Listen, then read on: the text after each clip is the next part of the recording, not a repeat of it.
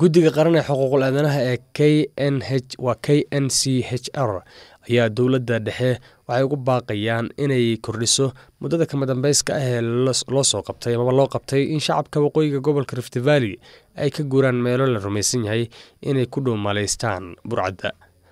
Muddadan ayaa ku ekayd abaar 7:30 daqiiqo ee fiidnimo ee xalay sida laga soo xigtay wasaaradda arrimaha gudaha iyo maamulka qaran. hase yeeshee guddiga xuquuqul insaanka ayaa sheegaya in muddadan oo la kordhiyo ay fududayn doonto in goobaha la tuhunsan yahay laga soo daadgureeyo shacabka.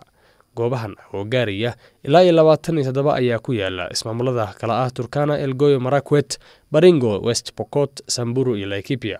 wasaaradda arrimaha gudaha ee dalka Professor Kithure Kindiki ayaa sheegay in marka laga bilaabo wajiga labaad ee howlgalka amniga ee markaasi in ciddii meelahaasi lagu arko loo aqoonsan doono inay ka mid tahay ama ay taageerto kooxaha burcadda ee ka geysta dilalka sharci darrada ah iyo weliba dhaca xoolaha aaggaasi.